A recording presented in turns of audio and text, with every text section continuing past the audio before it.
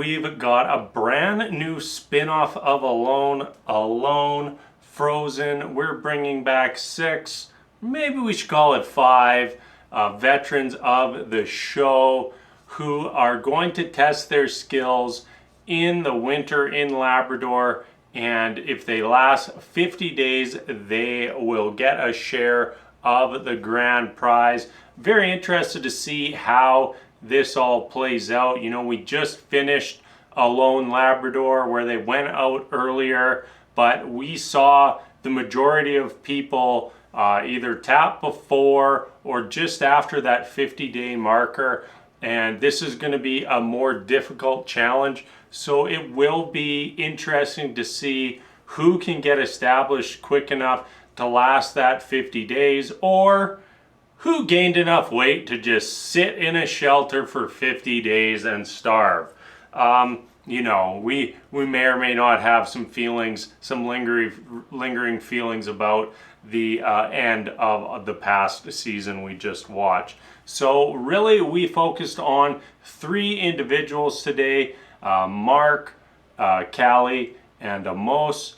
We also had Greg, I'm drawing a blank now, Juania and Michelle as our other 3 who we didn't get to see today. So let's just run through this episode. First off, Mark came out, he had a little vacation, and he tapped out. I just don't really understand coming on this show if you're that concerned about missing time with your family, and also knowing the constraints of this season, that it's only going to be 50 days. Also, just don't think that that's a large enough portion of your family's life to be missing out on to justify tapping 5 days in. He cut down a bunch of trees and he went home. So let's move on. Let's jump over to probably the person I'll be rooting for this season, and that is Callie. I loved her on season 7. She got medically pulled after 89 days. You know, she was absolutely incredible on that season. You know, Roland made it 100 days killing an ox. Well, Callie, she made it at 89 days, and I think her biggest kill was a porcupine with basically rotten meat inside of it. So really like her and very excited to get to watch her again. We saw her this week find a little bit of debris on her beach, a nice wooden board that she might be able to use for something, and a little bit of rope, which I wasn't quite sure how usable that was going to be. Looked like there was one decent length of rope, maybe you know, somewhere between 5 and 10 feet long, plus some smaller, more frayed pieces. So hopefully she can get some use out of that. But also, while she was cruising around, walking on the beach, she finds basically a big slab of seal fat. Seemed fresh. She chopped some of it up, put it in a pot, started drinking it, basically just consuming full pure fat. But on Alone, anytime you can get calories, you take it.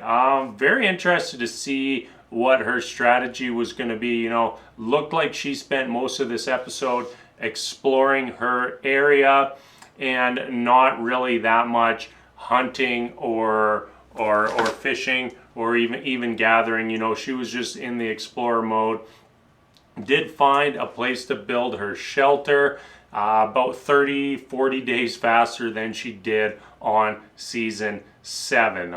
Very excited to get an opportunity to watch her again, and very interested to see what she can do in this 50-day challenge. Lastly, we have Amos, who also season 7, he's one of the Slave Lake seasons, and you know, he was pretty interesting. One of those guys who did quite well on his season. I think he lasted around that 50-day marker on his season. Did pretty good at the fishing, and if I remember correctly, one of his downfalls was basically losing his fishing gear and not totally being able to recover from that, and also his encounter with the wolves. He did pretty good for the first few days. Got a little bit of a shelter set up, enough to kind of get him through the start of the season. And you know, based on what we saw from Juan Pablo, you don't need a fantastic shelter in these conditions. You know, he was basically sleeping under a tarp in his sleeping bag for the majority of the season. So these competitors should be able to get away with that for most of the season. It should be noted that it seems like they are more on the coast of the ocean, where season 9 was along the freshwater river.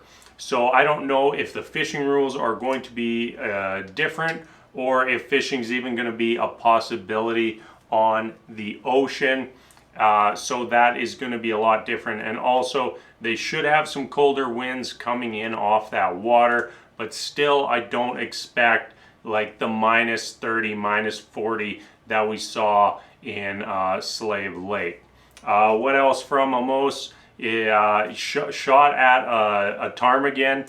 It wasn't sure if he clipped it or not. Definitely knocked some feathers off, but was not able to retrieve that animal. But later in the episode, he did manage to snare a hare, which is a great start for him. And if he can have some early success with the hunting and trapping, that might be all you need to survive 50 days. Because knowing that you have that deadline of day 50, I think that is going to change how people approach. You know, they're trying to get enough supplies to the point where they can essentially hunker down until day 50.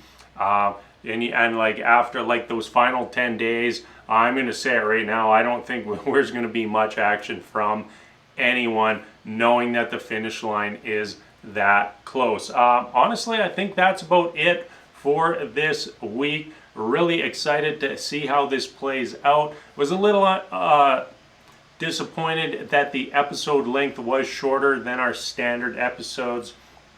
I know it's only 6 competitors, but they're all so good and so talented. I was hoping that we were going to get a deeper dive into everything that they were doing out there. So as always, everybody, thank you so much for watching, and until next time, we'll see you later.